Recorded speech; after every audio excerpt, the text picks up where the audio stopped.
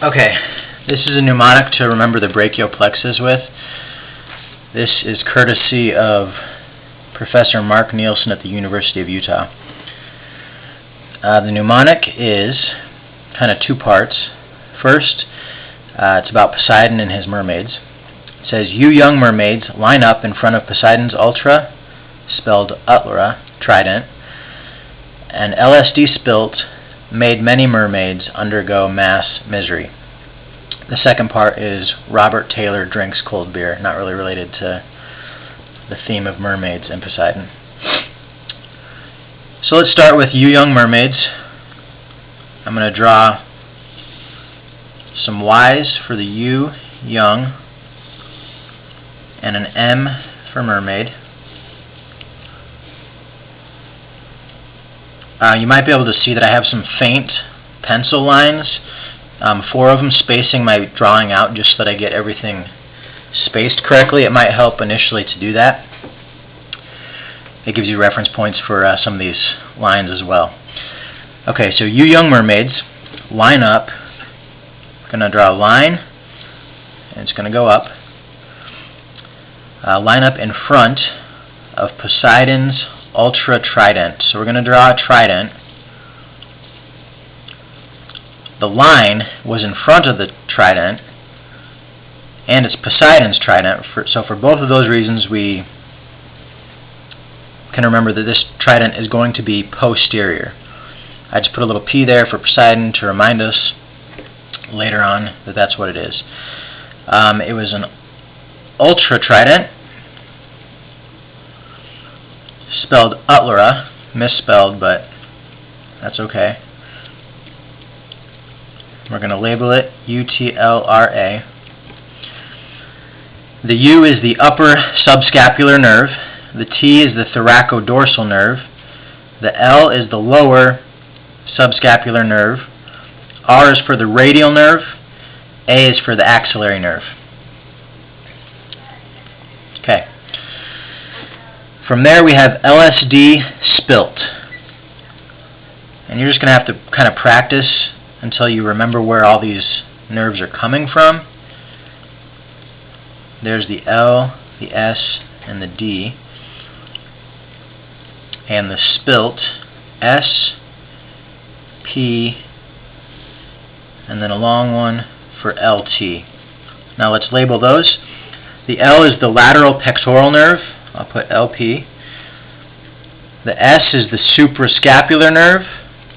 The D is the dorsal scapular nerve. And then spilt, S-P-I-L-T. The S is the subclavian nerve. P is the phrenic nerve. And then the LT was the long thoracic. It is long in this drawing and in real life.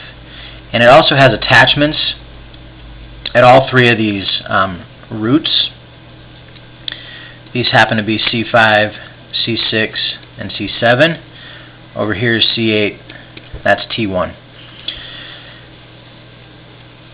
Okay. LSD spilt. Now we're at "Made many mermaids undergo mass misery." So "made many mermaids," M, M, M, undergo mass misery, UMM.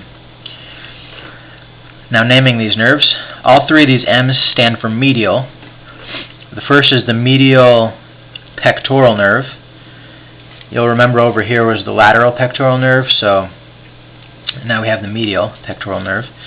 The second M is the medial brachial cutaneous nerve.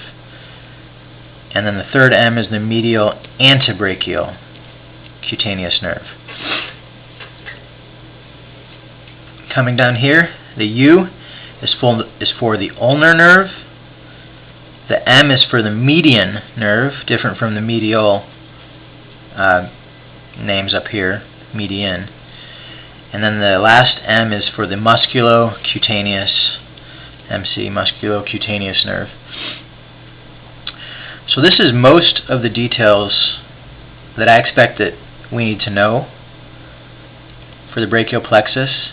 There are other small things that come into play. For example, the lateral pectoral nerve is often connected to the medial pectoral nerve.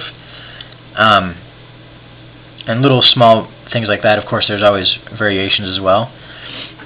You also want to remember that there is an attachment from C4, which I think is easy to remember since it looks like a 4 and it comes before 5. And then the last thing, as far as our mnemonic goes, Robert Taylor drinks cold beer. These 4 dividing lines are going to come into play again. R, T, D, C, B. Robert Taylor drinks cold beer. The first one is the roots. All these connections from the spine are the roots. These 3 pieces are the trunks, which are